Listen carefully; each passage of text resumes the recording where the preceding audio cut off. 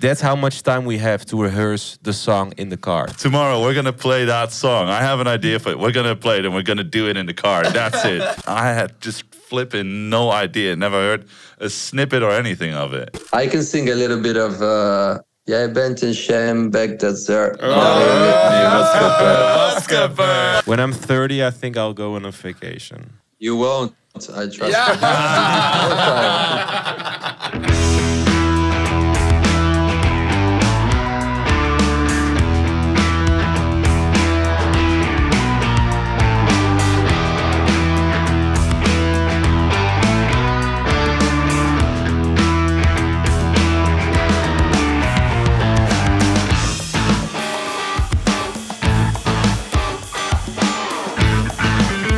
Hey everyone, welcome to Far Out Podcast, the podcast where music and stories from all over the world come together.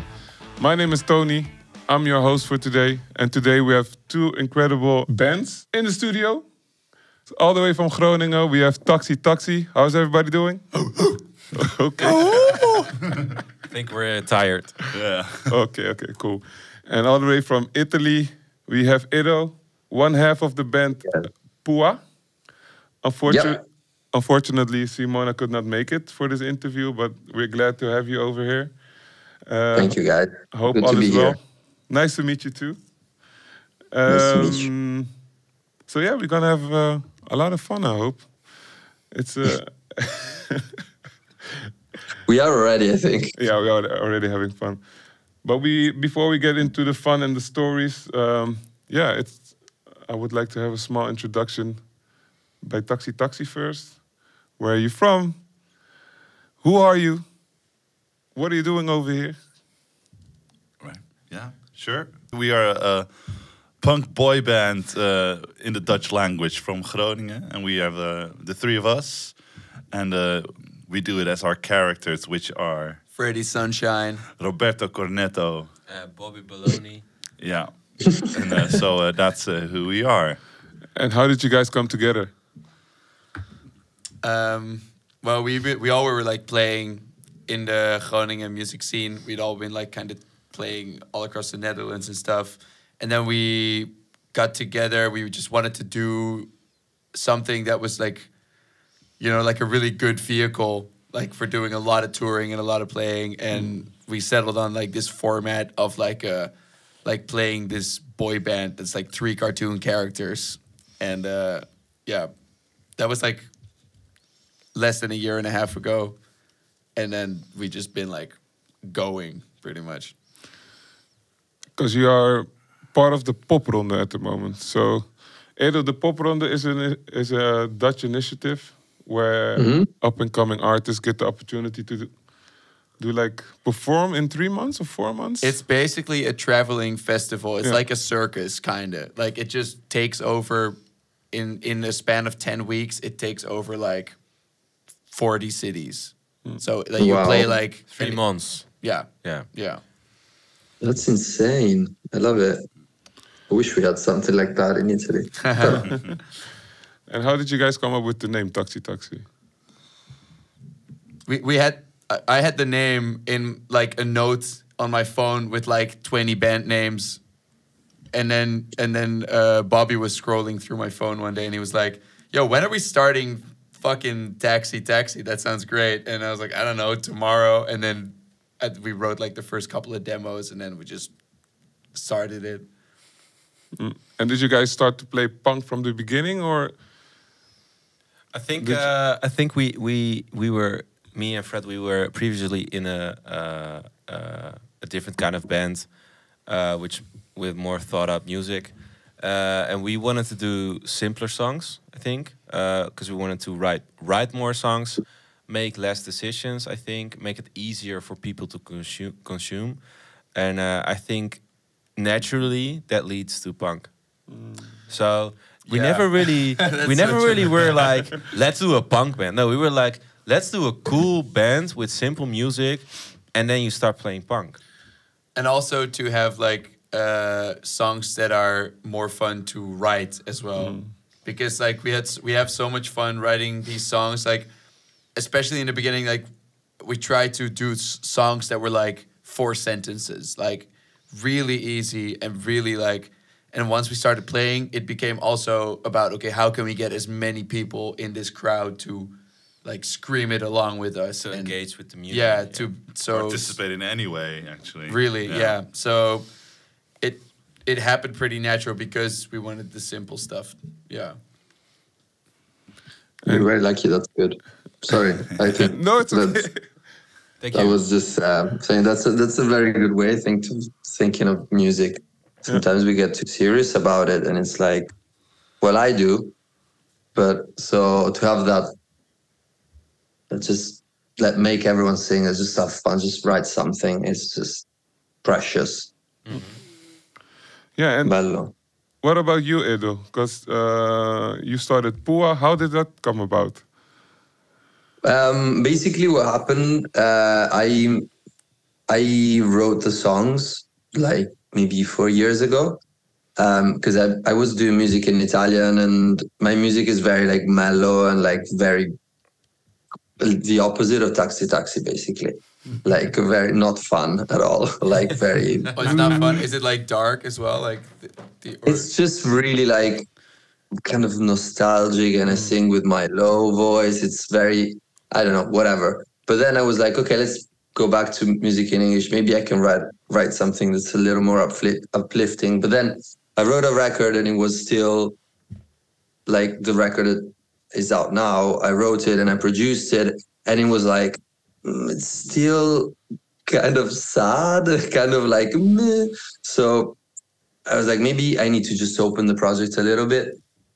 And so Simo, I half produced her record a while back, and then I knew her, and she sang on some other stuff of mine. So I was like, Simo, we were going to a Timber show, and we didn't know about and my studio was very close. So I was like, Simo, would you want to come down? Maybe you can sing something on the track, see how it goes, see if you like it. I don't know, maybe it just sparks a little light and it makes it nicer if you like it. She sang, and it was like insane. I felt like the mix was done. Everything felt like done. So she connected to the song straight away, and so it was very, very beautiful, very easy, super easy. No, we basically haven't done any rehearsals. The takes that we did on the record was like first takes. So she was just come in, sing, that's it. So very, very simple. We just wanted to keep it simple, but we were just a little bit like you guys, maybe. Like we weren't thinking too much this time. Like, oh, we should make like this kind of music.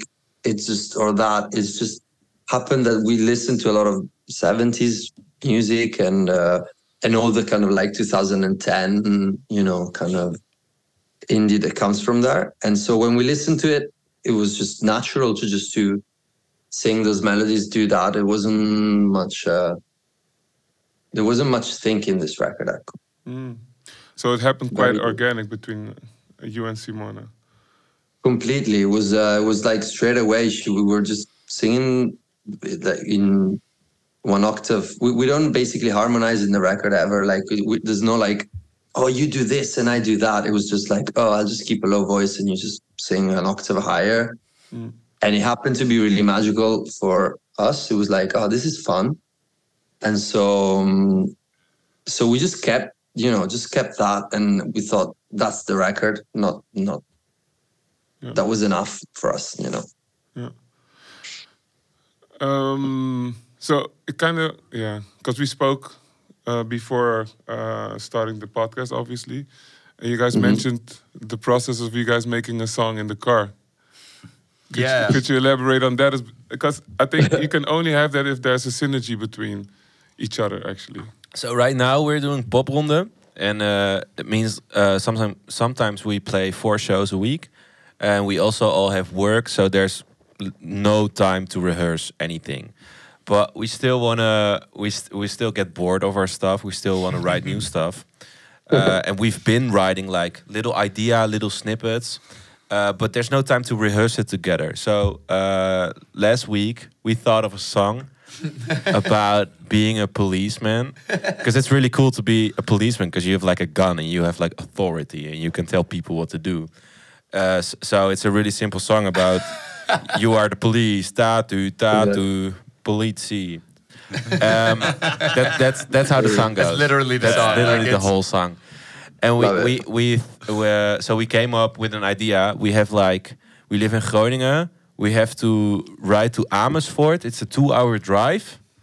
In the drive, It was to Leeuwarden. It was a 1-hour drive. Oh, 1 hour drive. It was yeah. a 1 hour Even less drive. time. Yeah. Yeah. And that's how much time we have to rehearse the song in the car. So we negotiated everything about the song in the car. We never played it live before. We never played it even together. The whole or thing with, was like, even guitars. like the day before, like we were at Vera, at the venue there at the bar, just drinking, and Yeah. they said, "Well, We were drunk. Rob, tomorrow we're gonna play that song. I have an idea for it. We're gonna play it, and we're gonna do it in the car. That's it." So we- sure, no idea. So We- like, we rehearsed it. you had an idea for what the song was about. I had just flipping no idea. Never heard a snippet or anything of it. So Yeah. I was completely blank when I got in the car. 1 hour later. And in the car we It's just amazing. we rehearsed like the song in real time. So Fred with his mouth, he was just gonna sing the guitar part, and then Rob no would do like and so we would sing it together, and you wouldn't expect it, but at the venue we played the song. It was amazing. It went so hard. It went so fucking We were kind hard. of surprised, like, oh my god, that was amazing. It sounded like a real song. Yeah, but also That's like insane. that kind of stuff. It is like we're talking like about how sometimes you feel that you're missing something in a project that you're doing. Like I was really missing this in the previous project that Bobby and I were playing in. The fun. It was like, yeah, I mean there was fun, but it wasn't like definitely the spontaneity of something like this. Like. There was just no room for it because all these songs they had to, in my mind, because it was basically like my solo project, it all had to be perfect, and I was like thinking about it so much, and there was no way we could have done something like this, but a song that is so new, like it feels, it's so terrifying to do it because there's so much that can go wrong, and when you pull it off live, it's like this huge release of energy, like oh my And god, I can't excitement, believe we right? did that, yeah. So exciting. New music. So like That's stuff like insane. that, it's yeah, yeah. It's really amazing. cool. Like I think I lose that. I lost that a little bit in the years, because you play with other bands and everything, and you always have to be like, you don't want to fuck it up. So they come to call you to, learn the songs and play bass. You're like, okay, no. You have to be like kind of precise and everything, thinking that, make it work. And the records and everything, so I tend to get too serious. So that part, sometimes I like it because it happens when with some projects I keep that I can just go and like. There's a couple of projects I play in. It was just not even playing. It's just like I shout and just kick shit around, and it's so beautiful. But also, it's so beautiful. I love it. but also what you mentioned earlier about how a lot of the takes on the record you went with Simona were like just first takes. That must be pretty. Completely. That must be like pretty amazing then as well. If you're like overthinking shit. Yeah, no, that's it. Like, next record is gonna be the same. What I do is like I overthink and listen to stuff for like a year, and then I stop and I'm like, let's just sing it, and then it's usually like first takes because we're not like singers, like you're like, oh, let's try to do this a little better, or maybe my voice can do that or that. It's more like, do you feel it right now? Like, when you guys wrote the song in a car, I bet like if you had microphones at the venue, you could record it. Would have been the best takes ever, because it's like you have it. It's just there, like you're just so excited about it. You just wrote it. You don't really know how it goes, but you kind of know how you want it to go. It's all so clear. So when I'm making a record, I try to capture just that. Get in the studio and be like, go, just like the drummer, I never show him the songs before. He comes in and is like, "This is a song. Go ahead." Oh, that's the And, best. That is so yeah. smart. That is so smart. come on. Yeah. Drummers work like that. Because you've worked with a lot of different artists in your studio in Rome. But how does working with other musicians influence your work with Pua? I think it's strange. I think it changes a lot for me in a sense that in the workflow, I learn a lot from other musicians or for other projects, the way people deal with stuff. Maybe there's a band that argues a lot, and you can also learn from bands that argue a lot somehow. Or some people are really like, they don't care. They just come in with a song and they let you produce the whole thing. And that's another vibe. So what I learn and I take away, take it home, it's just, you know, that it's basically, it can be any way you make it, it's fine. Like, as long as you have, like, you just want to make a good song, like you're in a car and you just think of a song, it's like, it needs to be the best song. If somebody comes in the studio with that vibe, I'm in. So I try to work on my stuff that way, like regardless, like next set record, I know it's going to be very different. And we probably, Simona will be partly in it, but not completely, because I'm working also with another great artist. And you know, we're going to be making things from scratch again. So it's all very like, regardless of what it is, it's just the songs. If the songs are good and people love it, it doesn't matter. And do you ever find that collaboration brings new inspiration to the duo? That something sparks? Yeah. Okay. Completely. Like I need to play for other musicians.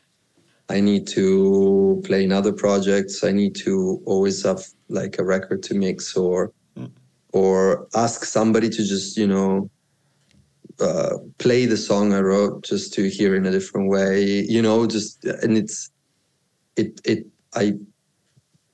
my brain works like that. I think everybody's brain, the more you just share, the more your head's like, maybe I can do that. Maybe I can do that. And that's special, I think. And Taxitaxi, do you... Am I too serious? Am I being too serious? You can just go like... No. We're just It's, listening. Yeah, we're just listening. It's okay. And Taxi, do you collaborate a lot as well? Or because I've seen Peter. No, Yeah, not Peter. Everything is double now. Yeah. Peter, I've seen baby. Peter, the team leader.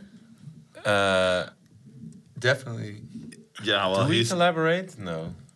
Yes, we do. We get. I mean, Each other. we're starting to. We're Okay, starting to okay. because like at some point we have this song that we're gonna listen to in a bit, and I think the session that we recorded, I sing it, but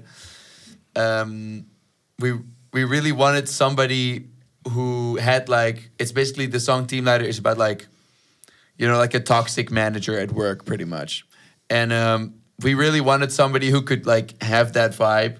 And kind of have like a rich kid vibe as well, you know what I mean? Like a stuck-up rich kid, A cocky kid. yeah.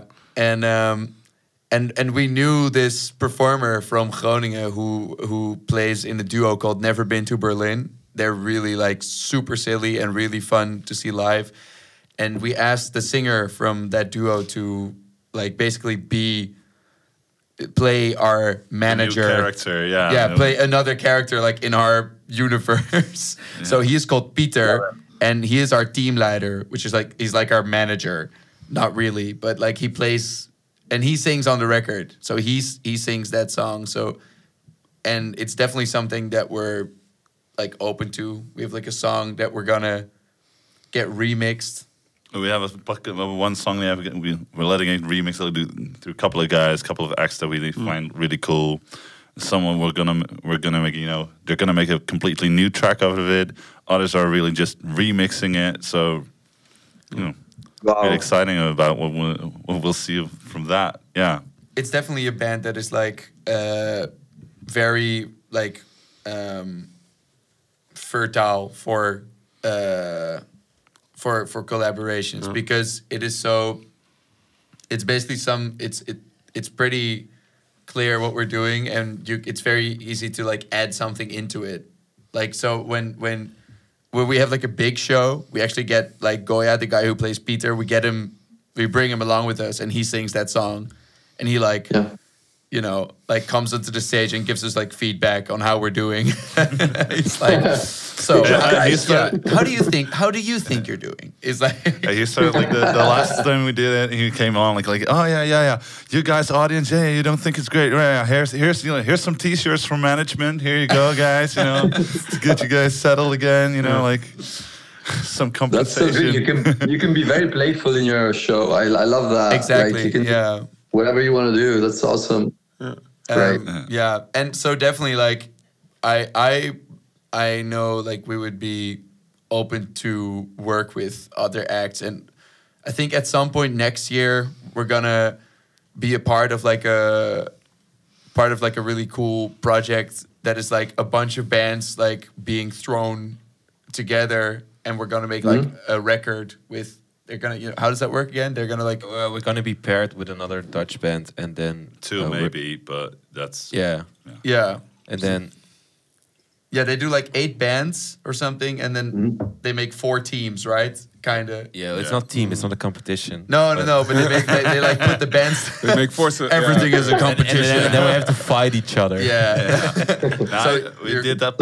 I did that project with my previous band with some of those bands also as well, and then we just came together one weekend, wrote a song, recorded it, and that's it. You have the 2.5 days that you're together. You have to get everything done, and after that, the record is made, get it mixed, and do a show with all of them. Oh, dope. Yeah. Wow. It was a crazy show. It was. I think I wasn't there. I think I had to like play or something or do some. Yeah, man. Cool. Yeah, I think this might also be a good introduction to listen to Teamleider. Yeah. I think if the Let's hear it. If the direction is okay with it, we can listen to Teamleider. Oh yeah, and we wanted to say to you, we can also translate every song to Italian. So if you want us to come to Italy, real time.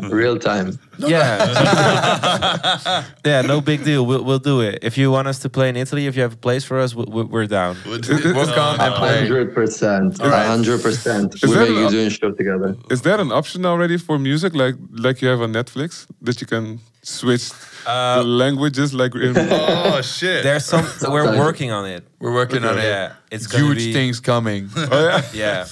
For our multinational, international mega fans. We are actually working on a German set because we're gonna play in Germany, and also one in Spanish. We're gonna try French. This is really true. This is really real. I believe you. I believe you. No, as you mentioned, your music is easily transferred, I think, to different languages. So that's because like. Please do it. If you come to Italy, we should sort it out. I think you guys are gonna hate us. You can be our team leader. You can be Pietro.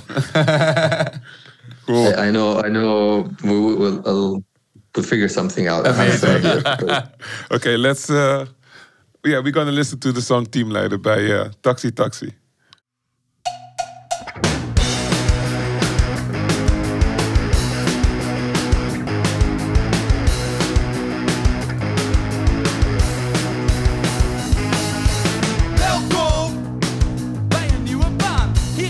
Hoe schrijf je jouw naam op deze website? Staan al je werktijden. Mijn naam is Pieter. Ik ben je teamleider. Ik ben je teamleider. Ik ben je teamleider. Ik ben je teamleider. Hey topper! Hoe vind je zelf dat het gaat? Ik vind jou echt super lekker bezig vandaag. Heb je nog vragen? Geef niks. Nou, we zijn bij er. Maak je geen zorgen. Ik ben je teamleider. Ik ben je teamleider. Ik ben je teamleider. Ik ben je teamleider.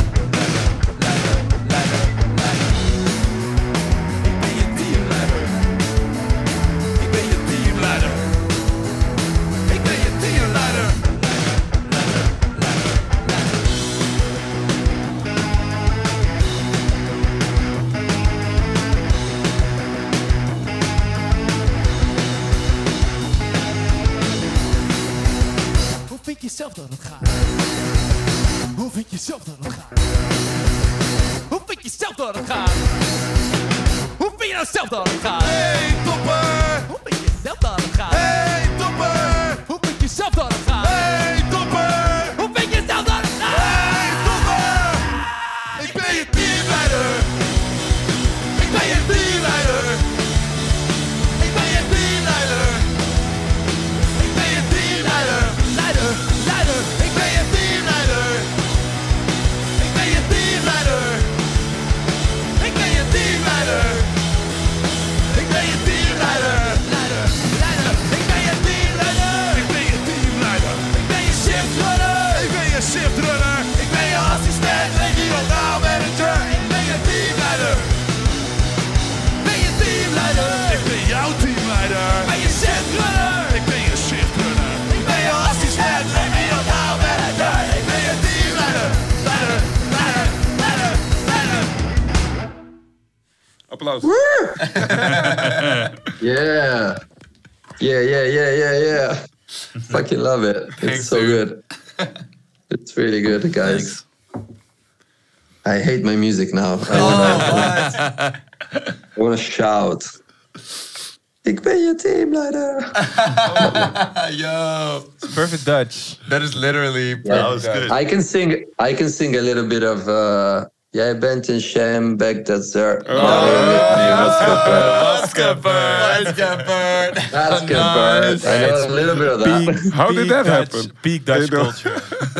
'Cause I did exchange in Holland for like years when I was at high school, and then I stayed in touch, and with my friend, with my Dutch brother, and so I was going to Scheveningen to the sea, and going around, and he was just showing me music and stuff. So I've been to Holland a few times. Okay, cool. I've learned that's that stuff. awesome. Yeah.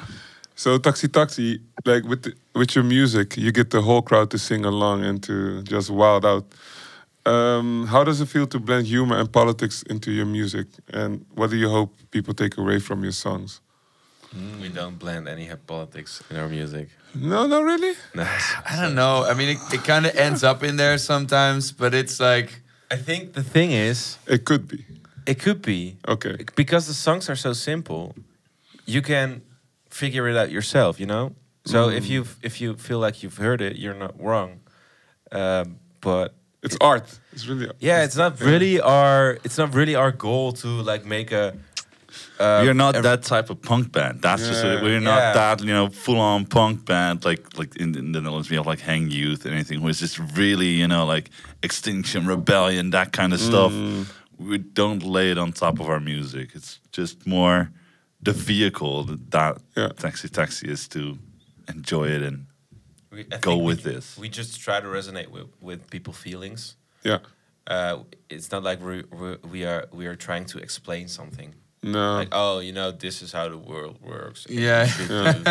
You should do this and sort your trash. La la la la. Oh, that could be a really good song.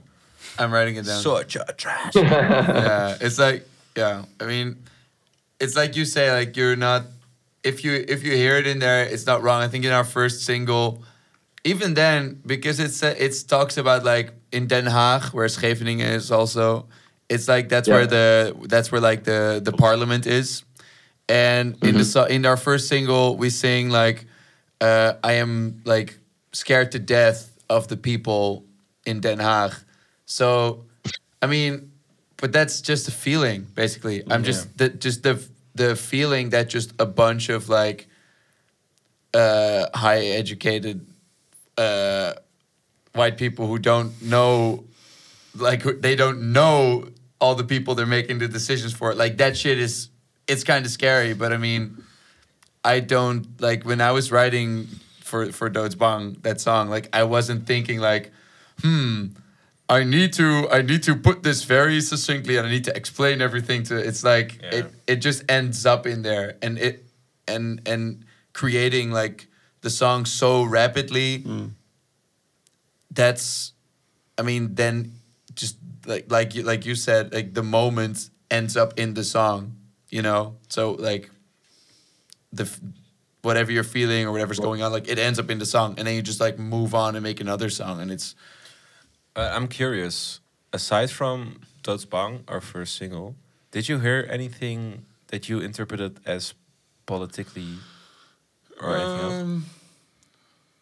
I thought about the VVO song, about your diploma. It's a little bit. You could interpret it a little bit as about classism. Yeah. I get that.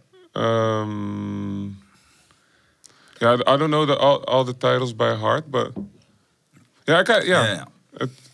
As you mentioned, you can interpret it in different styles or different ways. You come to think of it, the police song that we wrote in the car, I you was can just also saying, interpret it as something political, but it's maybe it's just it's not, but it's not.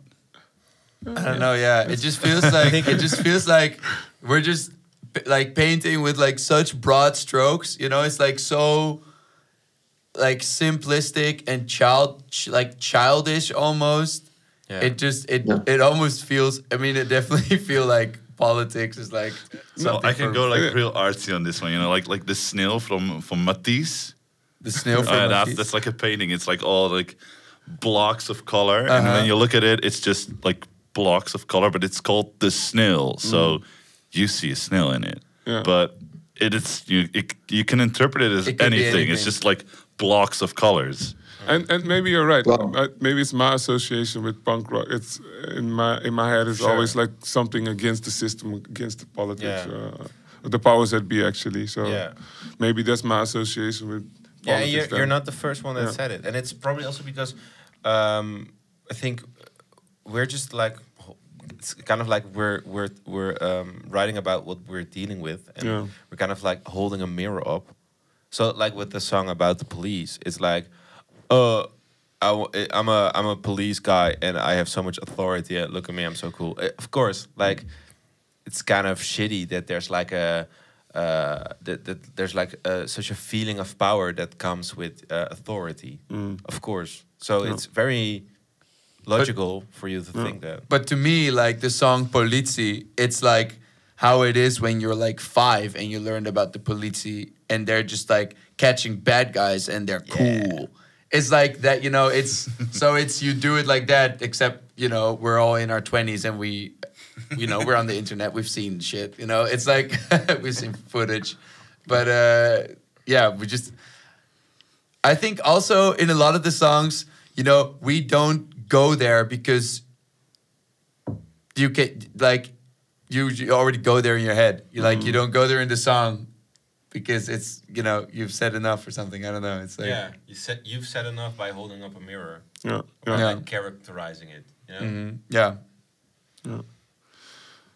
Wow, I like it. I love it. No, I think it's super. Sorry, did I interrupt something? No, go ahead. I just wanted to say, feel free to add anything you want. Yeah. No, I think it's super. It's beautiful because. I know a lot of artists, like including myself, artists, whatever, you know, musicians or people that write anyway. But that, you know, that sometimes you're scared to just, maybe you feel something that you want to talk about something very specifically. You're like, I hate this about the world, or I hate this about myself, or whatever. And you just want to talk it in a very precise and specific way that, it just goes away. It's not that relevant anymore because you just pointing the finger in a way that's I don't know. It kind of ends there. You just say something that's like, yeah, whatever. Then it doesn't mean anything else apart from what you just said. But when you just kind of, as you said, like you guys are doing it, I think it's very inspiring just to say something that you know. You say polizia. If I say polizia right now, everyone thinks of something, but as you said, no, it's when you're 5 years old, and that's as pure as you can go because you're just like, no, I'm talking about something, and I'm not pointing at one specific event. I'm just like, I feel this in this moment, and it's real because you said it. So you've thought about it, you felt it, it's real, and that you can relate with that a lot more than just trying to explain stuff to people just because you can. We could just be like, oh, I hate the world and this and that, or I'm a lot into spirituality and religions and everything and esotericism and everything, but I could just sit here and be really, really boring about it and very just like people just don't connect with it. You just it's like, what is it now? What is it now that is talking to you? As you say, was saying, Bobby, like you hold the mirror up and it's like, who are you? How are you? And that's scary enough, you know. Sometimes. Right. Sometimes it is. There was one song for me in which I was really agitated. It was with literatuur, so literature. But still, we managed to make it just a fun song.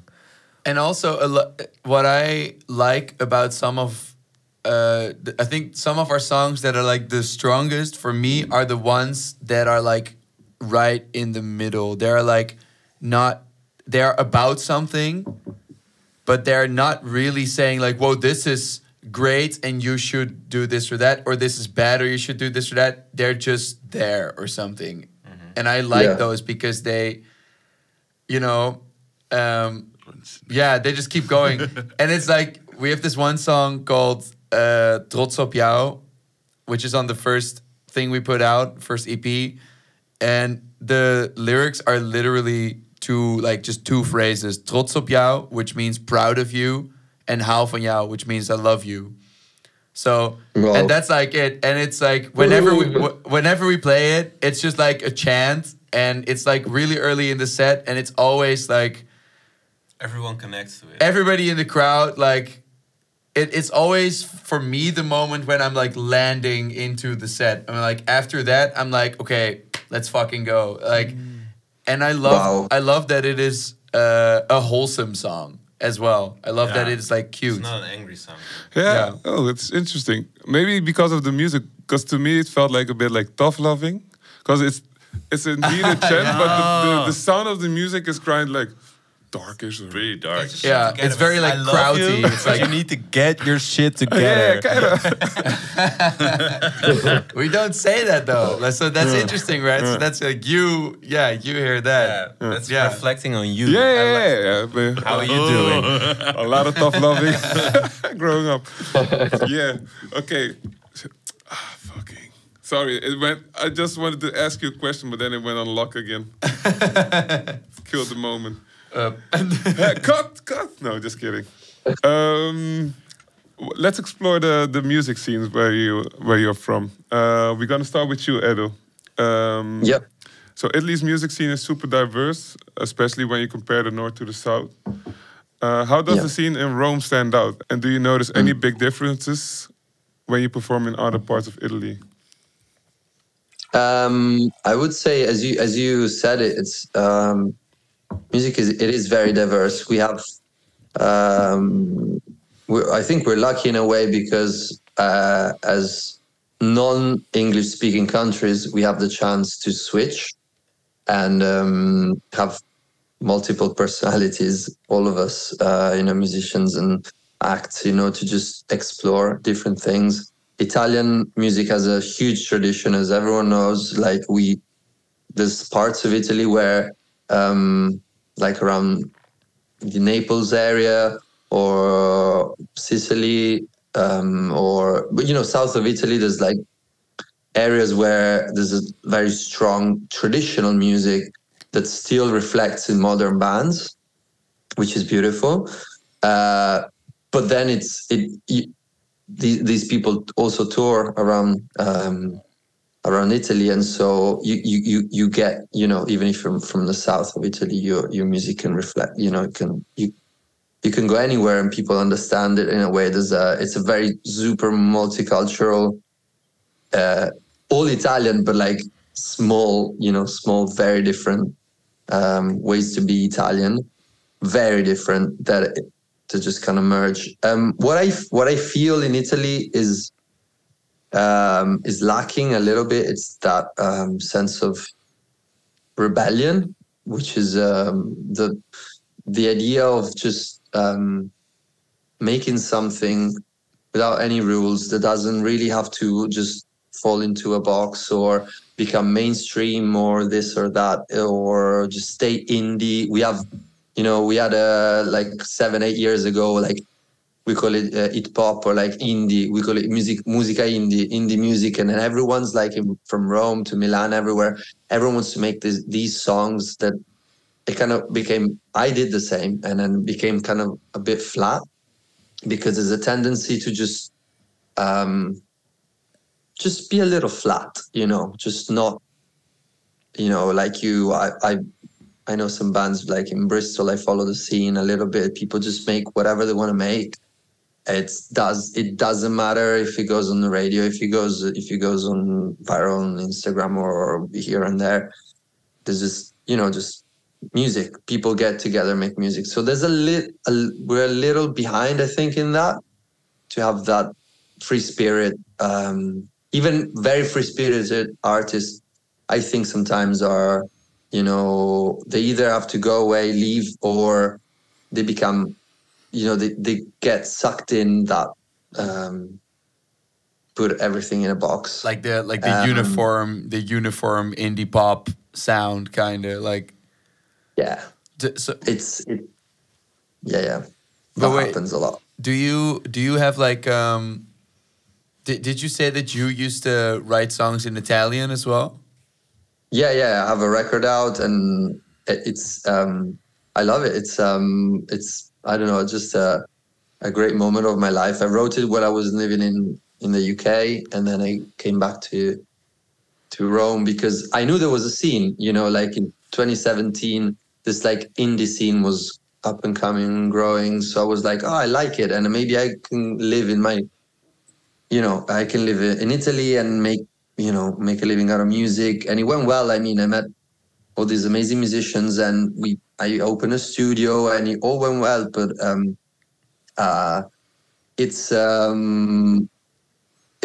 I made this record in Italian, but it was during COVID, and I put it out during COVID, and so I never toured. I did like an acoustic show, but it was it's okay, it went that way. But it's a lot of us had that kind of thing going, where we put records out and we missed like 2 seasons of concert, and that's it. So we just moved on. Did the Italian record that you made, did it ever like find an audience, or did it kind of fall flat a little bit? It went well with people listening to it. I mean, I never printed it, but like on Spotify, and I'm saying like whatever, but it went well. Like people listen to it. I know people that still like, that like they want to work with me from that record because I produced it with my friend and studio mate, Luca, who's got another band, We're Bloom. We make bubble glam, and we like, we are in my studio, Pom Pom. We're a little bit of a collective where each and every one of us has their own individual project, and then we share a couple of projects. So it's beautiful because it kind of goes around the studio, and those years were good because in Italian, I was writing in Italian, but then I was playing with Luca. We were doing bubble glam and touring the Europe, so it was awesome. It was after COVID. And you mentioned that sometimes artists have to be pulled out of kind of like the vibe. And now Simona, your other half, is moving to Copenhagen. Are you could that influence your sound, or do you think that might be of influence in your? Yeah, completely. I mean, with Simo, we started out Poa, but right from the beginning, we didn't want to be like fixed. Like, this is our band, that's it, and this is what we make, and that's all we do. So she knew I wanted to leave. Maybe I'm leaving Rome soon. I knew she would have left. So it was just like, let's make this record together. Let's start this thing out. And it's open for everybody to just jump in at whatever time they want to jump in. Because in these times, I think it's a lot wiser to just open up doors and just let anyone, like you were saying, you have a friend that's like good to sing a song on it, but it's the three of you guys writing the songs, and that will give it like a sort of storyline. But you always have to allow yourself to just at some point just decide, I'm not going there. Fuck it, I just want to do something else. And with Simo, it's been like this. So with Boys, like other people can like be a part of the project. It's like it keeps going anyway. Like yeah. It's I started it out. I didn't want to have my name in it. I didn't want to, because my last record in Italian, it was Edoardo Elia. It was my name, singing about my life, about my stuff. It was very personal, and I was like, I was not really comfortable with it. In a way that's like, as you guys play characters, and I play with few bands where the acts are like characters, they're not who they are on stage, and I love that. I love the idea that I can be Pois, but maybe Pois is also with Simona or with this other amazing artist we'll be working with in the next record, Costanza Coco from Be Forest. Maybe you know her. She's we do now. She's awesome. I love her so much. She's in London right now. So I'll be in London next week to just start writing the new record. It needs to be open and free, because otherwise we're not like in the 70s or in the 80s, like the rock band, and then we sign a big contract, and then there's a lot of money coming on our bank accounts, and you sign up for life. It's you just find small families you can make music with, but then it's really like about the music, not if people are fixed. It kind of shares your story as well. It's literally, it's like literally what you said, like how you were doing your solo thing and like had your name and surname on it, and it's something about that is like I'm not done doing that. Like I will be doing that in my life still later. Same. But yeah, it's definitely nice to be like attacking music from a different angle and just be like, this is like, I always tell people when they ask about the band, I'm like, oh yeah, it's all style, zero substance. It's like, it's all, it's like, yeah. Which is not true. But maybe you approach it that way. I mean, I think that is the approach, and then some substance ends up in it. But it's like, I already notice it, like in songwriting, if I write something that is just for me, I enjoy it like infinitely more, knowing that it doesn't need to be the next rock sensation, because I am in the next rock sensation, which is called Taxitaxi. Now it can just be me again. It makes sense. So Taxitaxi, you are from the stad Groningen. I saw your sketch on the stad. Stad. Yeah, stad. And Groningen is known for having quite a unique music scene. But how does Groningen, compare to other parts of the Netherlands? Is there a big difference, or? Of course. I mean, we're an isolated place in the north, and that's the main biggest difference. Because if you're in the Randstad, that's all the cities in the Netherlands for it. But yeah, if you're in Rotterdam or in Utrecht, it's like an hour to the next city, or not even, 20 minutes. Yeah. And for us, we have to drive 2 hours to get somewhere, to even get somewhere, which is not our own. Well, Zwolle, Leeuwarden, maybe we'll get there in that span, but still, it's quite a drive, and that makes it. We have to depend on each other. We have the coolest rock venue there is in the Netherlands, so that's nice. So that's why it's also a bit different.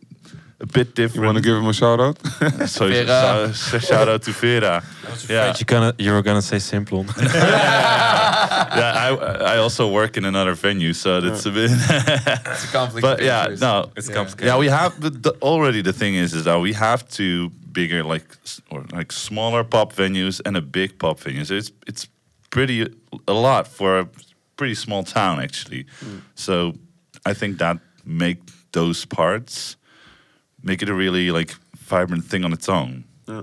And it feels like, I'm not sure, but it feels like, I'm gonna say it in Dutch. Het voelt als ons kent ons heel erg, but also in a supportive kind of way. Yeah, Or- kinda. It's It's like a big town. It is a bit. Yeah, it is like a big village basically. Yeah, it's like not it doesn't really feel like a city. No. Yeah. No. I have to say though, because a really big difference between Groningen and, for example, the capital Amsterdam, is that Amsterdam has basically like destroyed all small venues. So unless you are like already kind of established, you can't really play Amsterdam. There's like a few small places, and then there is like some music competitions that you can enter into, and then after that, it's like big theaters and like arenas. But that's also for Well, other bands in the whole of the Netherlands. You want to play Amsterdam because there's a lot of people there, but you can't. it is almost impossible. You have to play Paradiso, Melkweg, or something. And Paradiso is the small room in Paradiso is like 400, 500 cap. So it's really weird. For in Amsterdam, the scene is like, if you want to be, if you're like a small band in Amsterdam, basically what happens is you have to get out of Amsterdam. There, outside of Amsterdam, you get your experience, and then once you're like a bigger band, then you can play in your own city. And Groningen is kind of the opposite of that, because there's like 10 places where you can play. So there's also like a bunch of bands in Groningen that just like play in Groningen a lot, and that's like kind of it.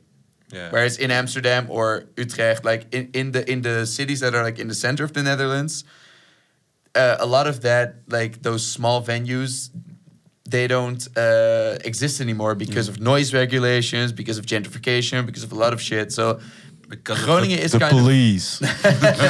No politics, no politics. of because of like so. Too late. Yeah, so Groningen is pretty like special in that it really feels like a small town where you can like have your band play in a bar and Yeah. you can just kind of suck. Would you say that it's easy to grow your fan base? Because it's Oh wait, No. in Groningen, that it is is, okay, hard. okay. in Groningen it is super easy. Oh, for Yeah, us. but all right. So us. for But in the Groningen, Netherlands. Also, I was talking about Groningen. Oh, sorry. yeah, I forgot. in Groningen As you mentioned. we had our first gig in December. December last year, and I think the next day we were famous in Groningen. Everyone loved Mr. us. Worldwide himself. I saw your post like the fans were worried about you guys leaving for so long, and now you have to. Yeah. Yeah. But I But mean, the other way is that the Groninger the public is quite kind of critical about anyone who plays, because I don't know why, but if you play in Groningen, first they have to they're gonna stare at you and listen to your music, and if you catch them within the first few songs, you have them. If you don't catch them, then you can just play on, but they'll just stare It's at hit you. or miss. It's hit or miss, always. Yeah. It's for Groningen bands, Yeah. maybe a bit better because you're a local band, but for but most people, our city has kind of embraced us, and that's really nice. But like, if you want to expand your fan base into the rest of the country, it's definitely harder because It's, you're like just isolated in this island of a city in the And the market is way oversaturated. Right, of course. There's Everyone I know nobody's is in a like band. saying, "Oh, we need some more rock bands." No. Can we get like 5 new indie rock bands this year? It's like so. I'm in 3 indie rock bands right now. I mean, yeah. so that is difficult, and like getting into like these central cities, and I gotta say, like a lot of bands from like Amsterdam, Utrecht, Rotterdam, they are really good. Like when I did Popronde with my solo project, so this traveling festival, we did it 2 years ago.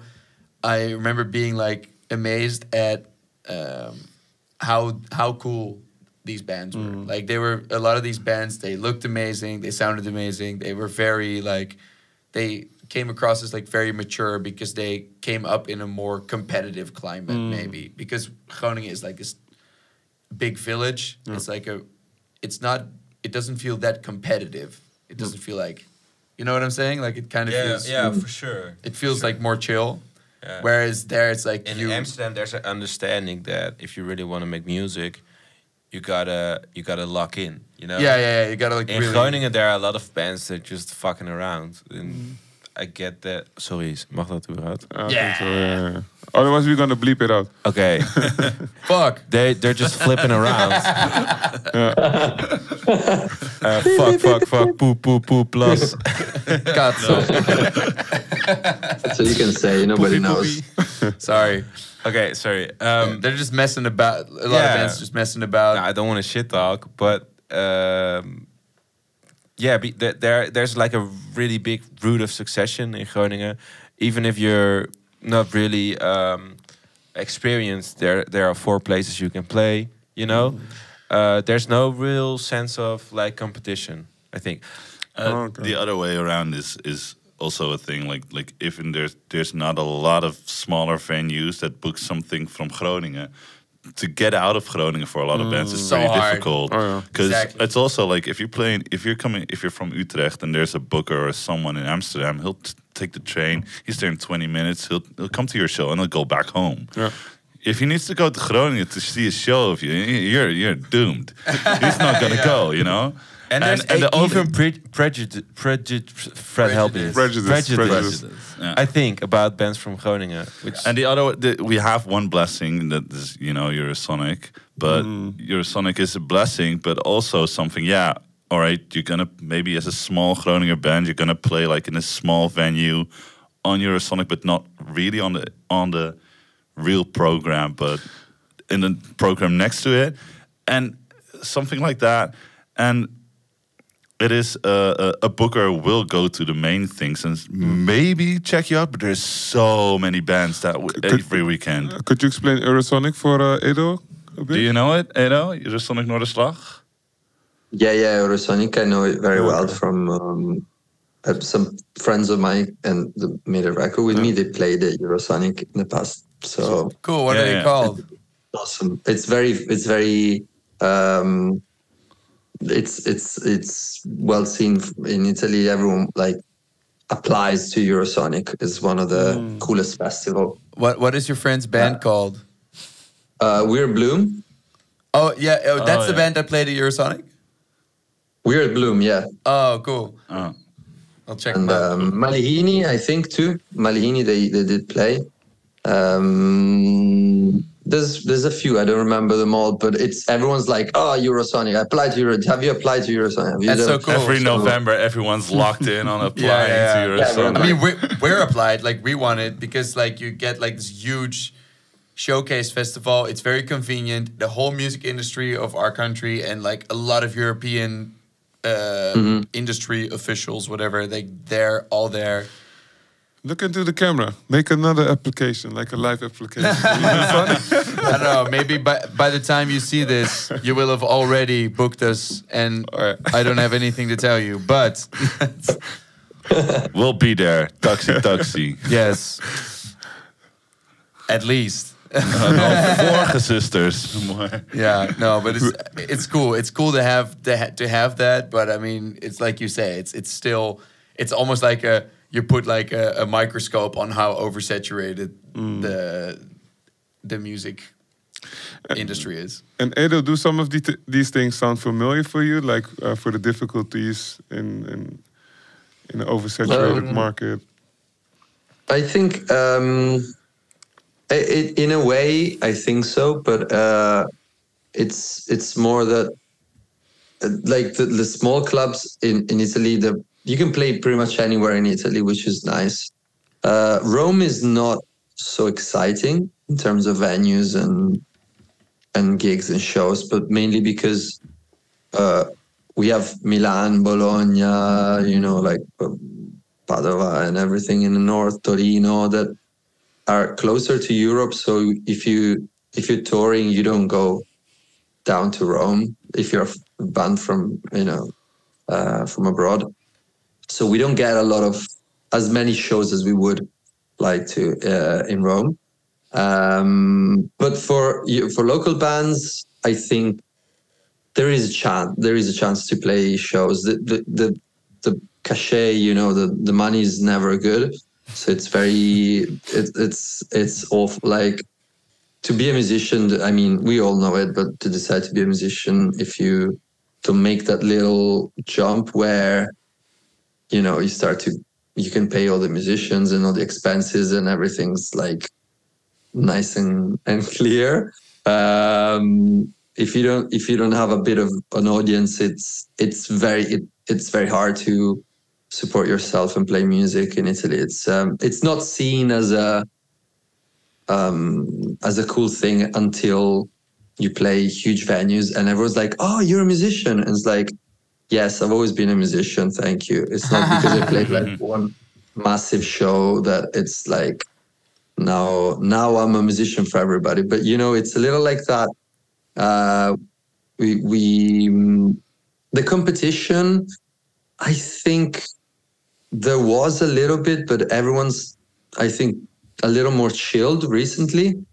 I feel in Italy, we kind of, once you like tour a couple of years, you know everyone from all the bands and everything. You just heard about everyone. You've seen all the shows.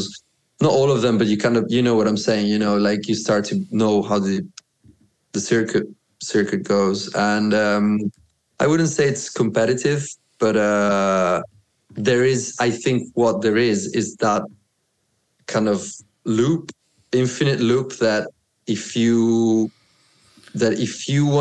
make independent music and you just want to make music like, yeah, let's just start a band, let's make music, you'll always want to a little bit go into the mainstream because it's better money and because you just have more fans and you get a booking agent, whatever. But everyone tries to kind of like tends to go mainstream, and that kills the vibe a little bit to me. It's just like, oh, there's a very cool indie band, and then they go really well, and the year after they do bigger clubs, and it's like, it's less of a exciting thing. So that happens a lot. Interesting. So to stay small and happy, it's kind of impossible. So your soul get corrupted the more money you get.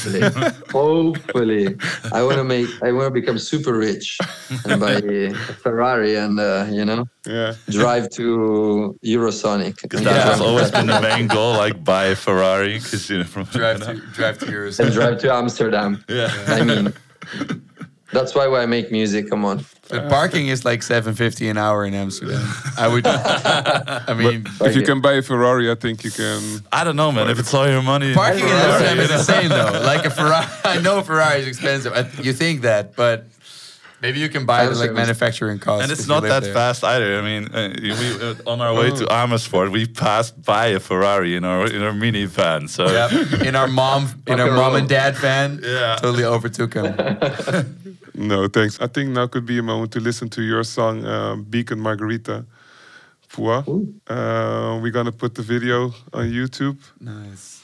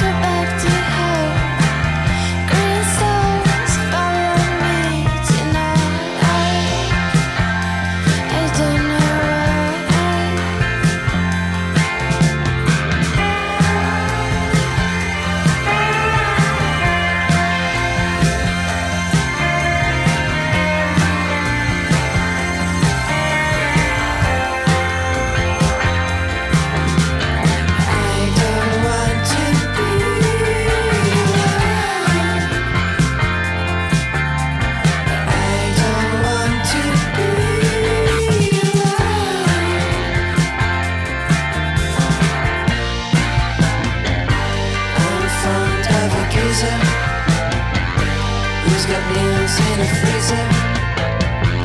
She's in love with Anita. Oh, we get so high.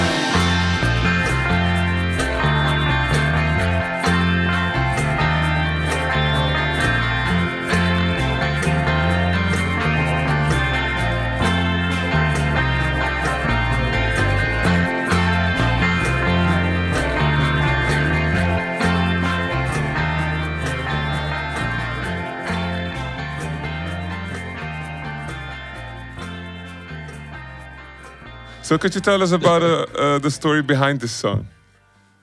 If there's a story. Yeah. There's basically what like a lot of other songs in the record. I wanted to sound it a little like, because where it comes from when I write it, super heavy and like sad stuff for me. Like I want the melody and everything to sound very like playful, almost like how would you call it? You know, like Incy Wincy Spider climbing up a spout, like school when you're a kid songs. Like, so I look for melodies that are a little like na na na na da, da. So I want it to be like nursery rhymes. Yeah, kind of like thing. a lullaby or like nursery rhymes. Yes, exactly. So the idea is to have that kind of simplicity, because so it kind of takes away the focus from what I write about. But then if somebody wants to dig, they can dig.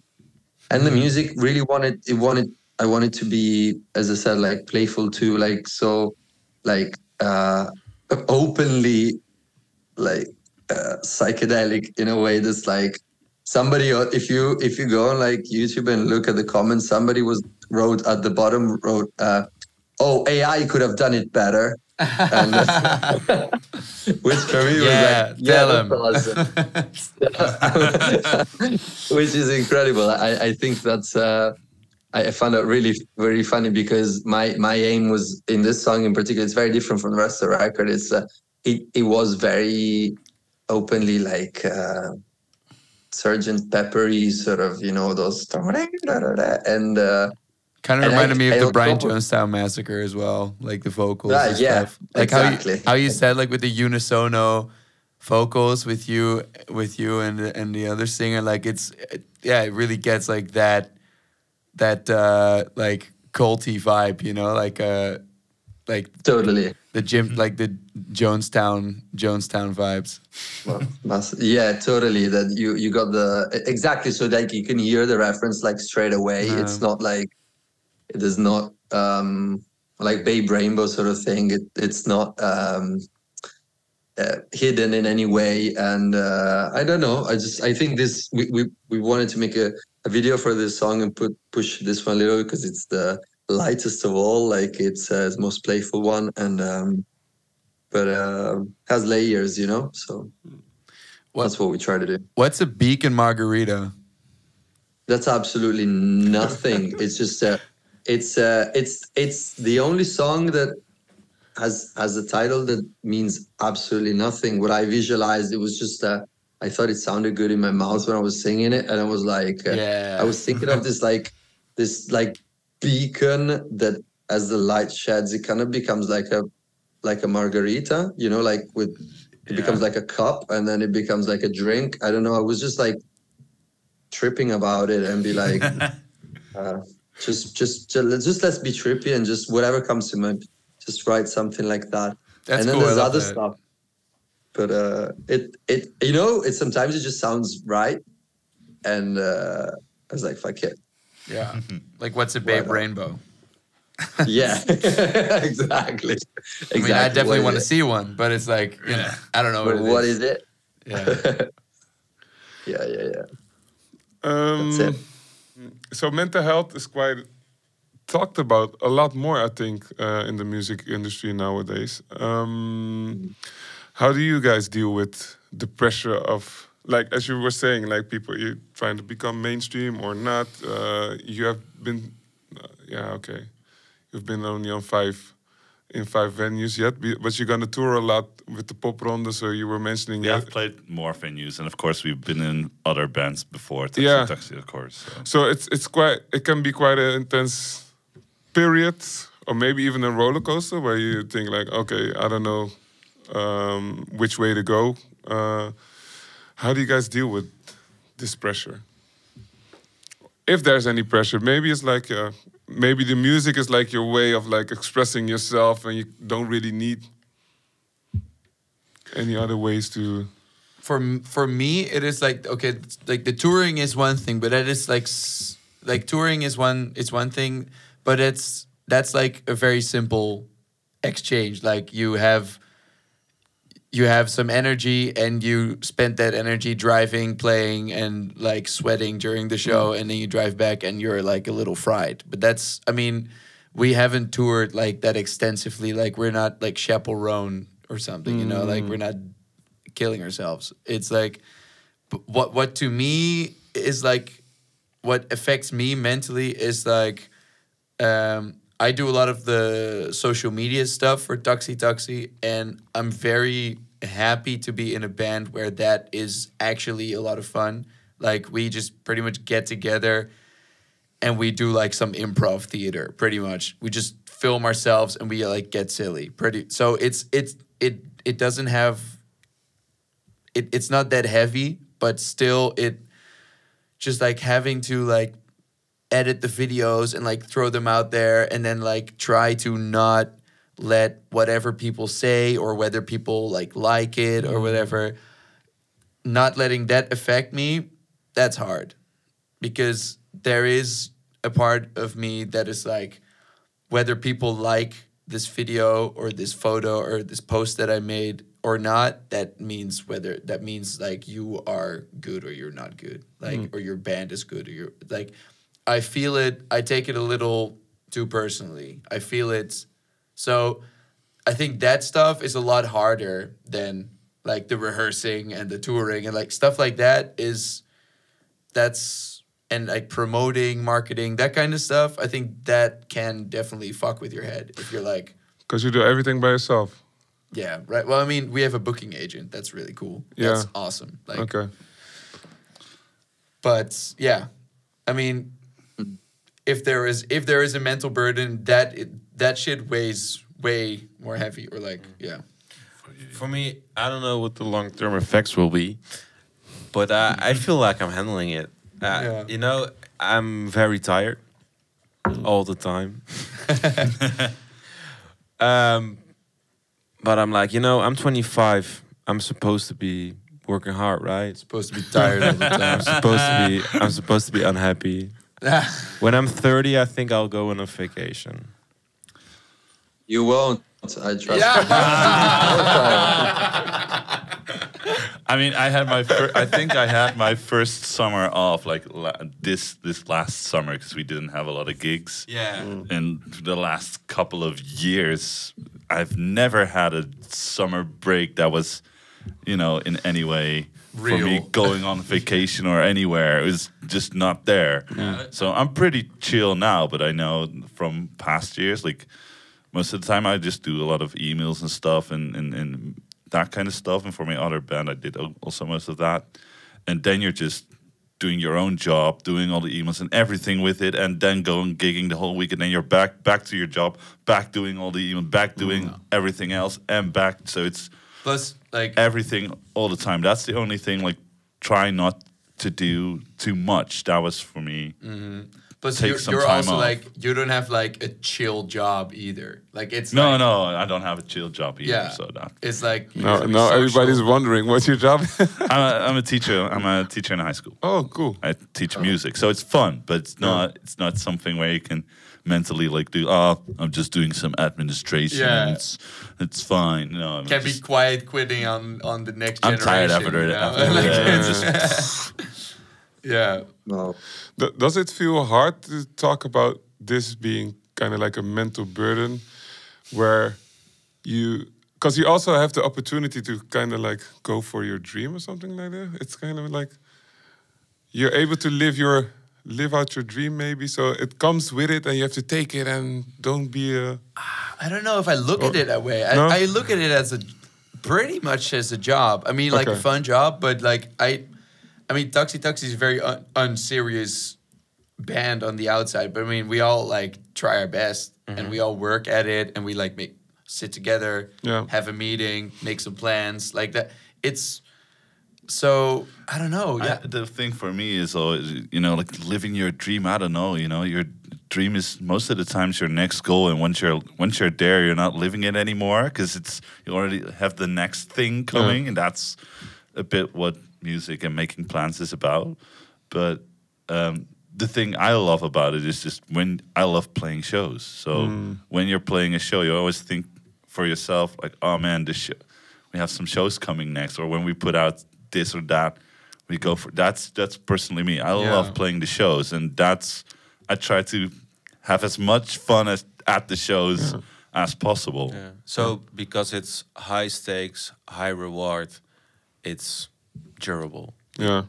Will survive. I think short term. for me, for me, like I try to be like a little bit more in the moment, because when we did like the Pop Ronde tour with my solo project, like I was so always like thinking about the next thing and like using that was every so tiring. every next step as a stepping stone, and every new goal is not a goal but a means to an end, and blah blah. So like that kind of thinking just started eating away like at the joy that I was having, that I was experiencing playing music. And right now I'm really trying to make a conscious effort to just like be like, hey, what's stopping me from having a good time, or like just being in the moment right now?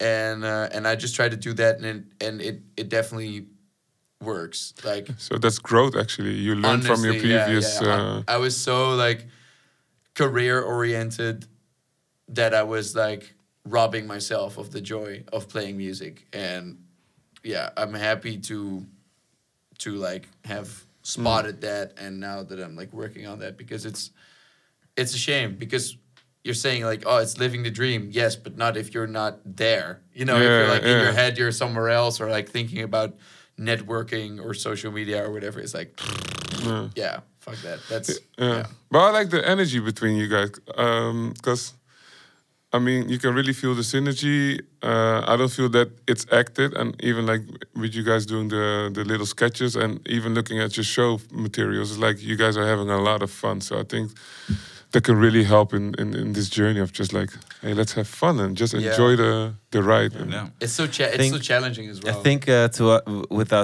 with us, it all came down to selecting the band members. Oh, okay. Because it's easy because there are only 3, but yeah, we've worked with a lot of people, I think, and I think we chose each other because we all have some kind of know-how. We're all helping each other, so we think a lot of things through that some bands maybe don't think through. Yeah.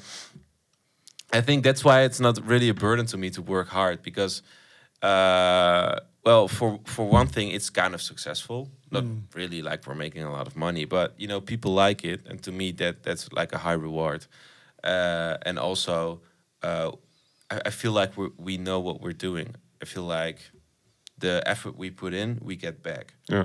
And I think the real burden comes when the effort you put in doesn't come back. Yeah. Like you're throwing it in a bottomless pit, Yeah. Yeah. So how is that for you, Edo, and working with Simona? I'm gonna start crying. No, scherzo. I'm kidding. No, but I don't know. I think in general, I don't know. It's very hard because for me specifically, it's a daily question. To just think, am I doing the right thing? Am I doing the right choice? Because it's not a music. It's not something in that you kind of know where you start, you know where you're going. There's a curve, and your goals like 10 years before, and if you sit in the office and just work hard, but keep doing it the right way, you don't get fed up. You kind of go somewhere, like normal careers. Not normal. I'm saying like a lot of careers. But in music, you wake up one morning and there's like something just it goes completely out of the window. And for no reason, or I don't know. It's just as Luca, my friend, says, the only problem that bands have, it's bands. So I feel that's the real thing ever. It's like, because if you do it, you love playing music, and you keep going, keep going, you'll always feel like, as you said, you know, you get something back that it's worth it, and regardless of anything. But then sometimes it's hard because everyone has their own life, and I don't know. Maybe I decided after I'm 34, and I've lived in London 7 years. I worked at the Roundhouse, and I've seen the most amazing shows. I was working at the bar, and then I moved, and I did all the jobs. And 2 years ago, I was like, I'm not doing any more. I'm not doing any other job. I'm just doing this and producing and playing music. And I made the leap, and it kind of works sometimes, and sometimes it doesn't. And that affects your mental health a lot. My mental health a lot, and I'm open about it. It doesn't, you know. I think it's good to talk about it. In Italy, we don't really talk about this kind of stuff. Everyone's kind of complaining and then supporting each other, but it's not really like we're not one doing this. Or at least it's very hard to feel like we're all making music and we all have to, you know, help each other. It's more like, oh, I hope you make it, so you feel a little better. So sometimes it's a little hard. Maybe because it's competition in the end as well. Yeah, it is competition, and I think but also sometimes in my opinion, it's that to have music as a main focus and be like, I want to do this. It's my job. It's my life. It's my main thing. The rest, like, you're competing with yourself all the time, because you're just like, am I good enough? Because do I know music enough? Do I write the right songs? And it's a self-doubting, and there's no one can answer this apart from you, because everyone will be like, yeah, you're good, man. Good musician. Keep going. And, but it's tricky. I don't know. I think the competing part is more inside of each of us, you know, what's my goal? What is it? Where is it? And this is a question for both of you. And what do you find like a support system, or what is the thing that kind of helps you with this besides music? Or maybe it's in music, but maybe it's also outside music. Is it maybe family, friends, or just other things, or meditating? I would say everyone should find, like, I think all the people that I know, everyone finds their ways, like kind of the healthy side of their life that kind of keeps them okay. Like I read a lot, and I meditate, and I started to exercise and stuff like that. But I have the main thing I think that just kind of applies, I think, to anyone in the world, is just talking about it. So like this opportunity, for example, to just listen to you guys, like, I don't know you. It's like you're in Holland, and I don't know, I hear you speaking, and I connect with you, and I'm talking about my stuff. So talking, I think it's very openly talking about stuff, about our careers, our dreams, or what goes well or doesn't. That's the main thing, because it kind of puts it in place. It doesn't make it bigger than what it is or smaller than what it is. It's just like, people want to make music.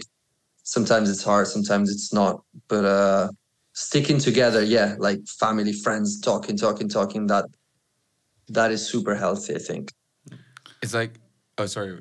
No, it's just what you said. Like in music, most of the time you're your own enemy, in that way. Like you think about it a lot, and when you hear it from some other people, then you hear that they're struggling too is also a nice thing, but not pretty much struggling too, but you have the same things which work for you or which don't work for you, and that's nice. Yeah. Yeah, yeah. It's like in Dutch we say something gedeelde smart is halve smart, which means like shared pain is half pain. And that's Yeah, kind of yeah. like that's kind of how I feel about the music scene in general, because everyone's like, "Oh man, I'm so fucking poor." Yeah, I'm also really poor. And then it's like, "Oh man, everything is so expensive. We're oh, it's so fucking I'm so poor." tired. Oh, so fucking tired." So like, it's good to have that. But then also like what you just said was like people go, "Oh, I hope you make it so you feel a little better." But that's not how that shit works, because if you're not feeling good, like success in music isn't gonna be like. I mean, maybe it'll give you some money or some recognition, but like if you feel bad, you feel bad. Like Yeah, even if And you it make is- it, yeah. it was not, yeah. If And- it's always something that lingers, you know, like you make something and it always has to be for yourself, sometimes better than the thing you did before. Some people think that way, and I think that's the most painful thing you It's can always think a about step yourself. upwards. But it also depends on what you constitutes do. being better. Because if you personally think it's better, Yeah. I would say that's pretty healthy. But if you say, oh, it's only better if people dig it more, or if more people share it, or whatever, like if that is your measure for if it's good, I think that sets you up for like struggling, because then other people have the power over whether you feel Yeah. like you're good enough or whatever. So I think if you say like, okay, support systems, what makes you feel good inside or outside of music?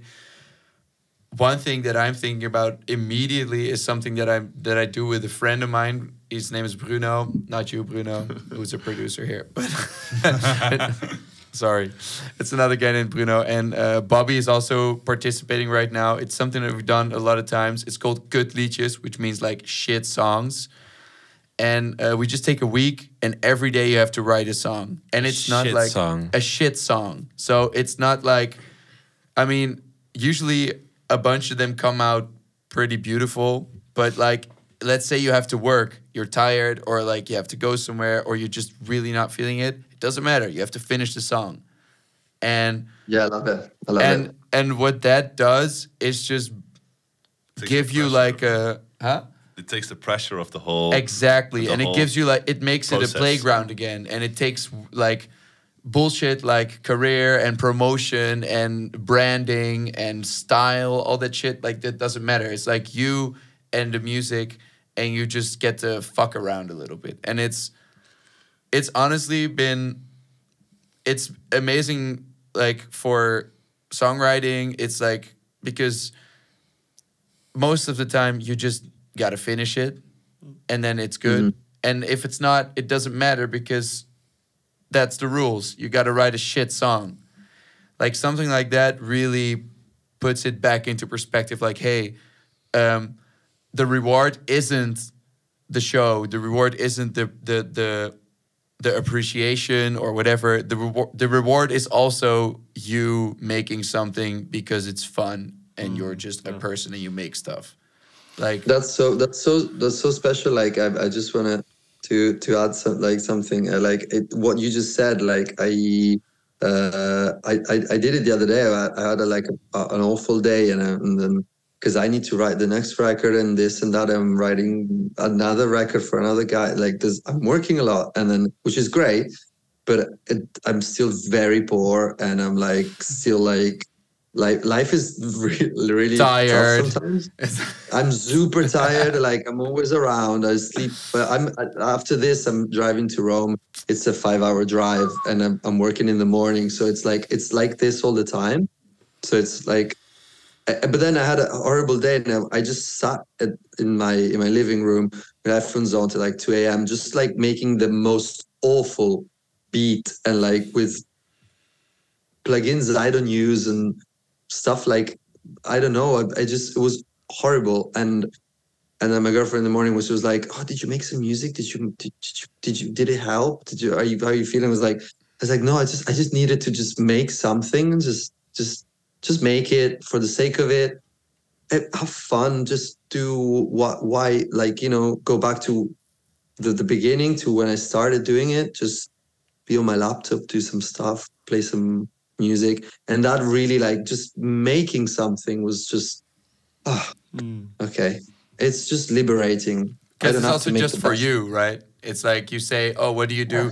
I meditate, I read. Like you do that stuff, like you do it for you, you know. Yeah, And yeah. like if you and like that, you know, you do it for you, and that's like it's like cute, you know. Like you do something for yourself, then it's like doesn't matter what other people think about it. I think that sounds healthy. It's like working out, you know. Like people work out, they just Yeah, meditation would be so much worse if it was for a competition. yeah. Look, Could you imagine?